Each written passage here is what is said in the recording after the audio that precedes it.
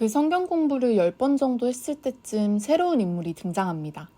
교사님이 저보다 2살 많은 언니를 소개해주면서 그 언니도 똑같은 성경 공부를 진행하고 있는데 진도가 비슷해서 저희랑 같이 했으면 좋겠다고 하는 거예요. 그 언니가 약간 두부상이라서 앞으로 편의상 두부 언니라고 하겠습니다. 두부 언니는 자신의 말주변이 별로 없는 사람이라고 소개했는데 진짜 말수도 적었고 가끔 보이는 리액션이라고는 소리 없는 미소가 다였어요. 한마디로 언니는 존재감이 많지 않은 그런 사람이었습니다. 그때 당시에 저는 그저 조용하고 신앙심 좋은 언니구나 싶었죠. 훗날 저는 이 두부 언니가 저의 관리자 역할로 들어온 걸 알게 됩니다. S교의 포교 시스템은 한 명을 전도하기 위해서 기본적으로 교사, 인도자, 관리자 이렇게 3명이 필요합니다. 저 한 명을 포섭하면 각각 전도 점수 1점씩 받는다고 생각하시면 되는데요.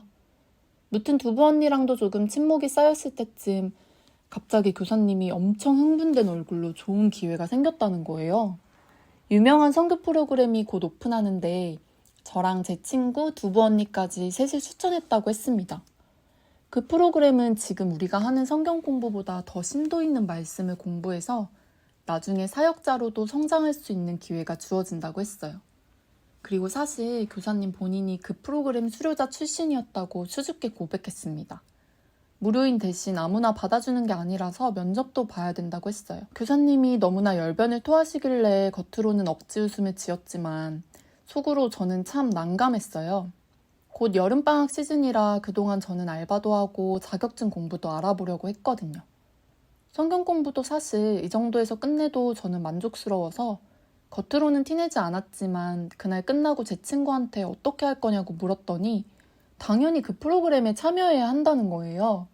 자기는 가고 싶다고 너도 꼭 같이 갔으면 좋겠다고 했어요. 자꾸 제 동의를 강요하길래 저는 잘 모르겠다고 답하고 헤어졌어요. 친구는 저의 반응에 똥줄이 탔겠죠? 그날 제 친구는 단톡방에 저의 부정적인 반응을 보고했습니다. 저를 포섭하기 위해 만들어진 그 단톡방에는 제 친구랑 교사님, 두부 언니 외에도 이 상황을 피드백해 줄 수 있는 사람이 2-3명 더 있었을 거예요. 저는 다음 성경 공부에 나가면 프로그램을 거절하고 이제 이 성경 공부도 마무리해야 될 것 같다고 말씀드리려고 했어요. 하지만 당연하게도 마치 이런 제 마음을 아는 것처럼 교사님은 말씀에서 멀어지려는 사탄 마귀 세력이 느껴진다며 하나님께 기도했고 그 프로그램에 가는 걸 권유하는 수준이 아니라 거의 강요하기 시작했어요. 그리고는 직접 저한테 뭐라고 하시지는 않았지만 그날 성경 공부는 관두려는 저를 꾸짖는 듯한 말씀 구절을 가지고 풀이하면서 저의 죄책감을 자극하는 고도의 가스라이팅이 시작되었죠. 결국 저는 관둔다는 소리는 못하고 알겠다고 했어요. 그치만 부담감은 여전했기 때문에 저는 고민을 나눌 상대가 필요했습니다. 원래 저는 부모님을 걱정시킬 만한 어떤 고민도 말씀드리는 스타일이 아니어서 기독교 동아리에서 저의 멘토였던 선배랑 남자친구한테 이 사실을 털어놨어요. 그러자 동아리 선배는 표정이 굳더니 거기 이상한 곳인 것 같다고 하는 거예요. 뜻밖의 반응에 저는 어리둥절했는데 선배는 혹시 사이비 아니냐고 조심스럽게 물어봤습니다. 안타깝게도 저는 이미 세뇌를 당한 건지 매몰 비용 때문인지 그건 아니라고 정색했어요. 선배는 저의 단호함에 한 걸음 물러서서 일단 알겠다고 했고 내 선택을 존중하지만 잘 알아보고 결정했으면 좋겠다고 충고했어요. 남자친구는 제가 성경 공부하느라 가뜩이나 데이트할 시간도 없는 게 불만이었는데 그 프로그램을 시작하면 같이 놀 시간이 더 줄어든다는 걸 알고 센터에 가는 걸 극구 반대했어요. 그 당시 남자친구는 무신앙에 한 번도 종교를 가져본 적이 없는 사람이라 저의 종교를 존중한다고 하면서도 내심 저를 이해 못했거든요. 그리고는 갑자기 거짓말 안 하고 전공서적 두께만한 프린트 자료를 저한테 건넸어요. 그동안 교회 밖에서 성경 공부까지 하는 게 수상하다 싶었던 남자친구는 저 몰래 구글에 검색해서 온갖 이단과 사이비에 대해서 알아봤던 거였죠.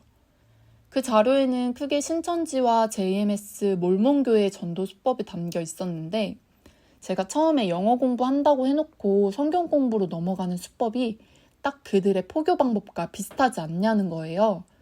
특히 신천지는 선교센터라고 불리는 곳이 있는데 월화목금 나가는 게 딱 그 교사가 말한 프로그램이랑 똑같다고 본격적으로 그 종교의 교리를 세뇌하는 시스템이라는 거였어요. 여기까지 듣고 나니까 저는 조금 충격을 받았고 혼란스러워서 할 말을 잃고 있었는데 남자친구는 거기서 그치지 않고 제 소꿉친구도 이미 사이비가 분명하고 너를 전도하려고 거짓말한 거라면서 인연을 끊어야 된다고 저를 다그쳤어요. 사실 걔 말이 다 맞았지만 저는 그렇게 말하는 남자친구한테 순간 화가 났었습니다. 저랑 가장 친한 친구에 대해 알지도 못하면서 누명을 씌우는 거라고 생각했어요. 그래서 남자친구가 준 자료를 내팽개치고 울면서 한참 말싸움을 하고는 헤어졌습니다.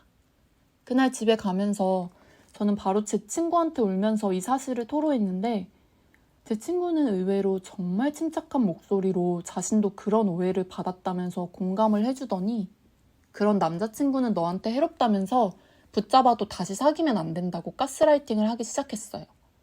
그러면서 혹시라도 제가 의심할까봐 걱정됐는지 너 때문에 내가 다니는 교회에서 너네 교회로 옮긴 건데 내가 사이비겠어? 오히려 네가 날 전도하지 않았냐고 웃는 거예요. 사실 어렸을 때부터 그 친구는 우리나라에서 이름만 대면 누구나 아는 대형 교회 중 하나에 어머니랑 같이 다니고 있었는데 적응도 잘 못했고 비리도 많은 것 같다면서 교회를 옮기고 싶어 했어요. 그래서 제가 우리 교회는 작지만 사람들도 좋고 나도 있으니까 어머님한테 말씀드리고 오라고 꼬드겨서 고등학생 때 제가 전도한 거였죠. 그러니까 제 친구가 사이비라는 의심은 정말 말도 안 되는 거라고 생각했어요. 나중에 알게 된 거지만 제 친구는 저와 같은 교회에 다니다가 수능이 끝나자마자 제 친구를 포섭하려고 눈독 들이고 있던 사촌 언니에게 전도당한 거였습니다.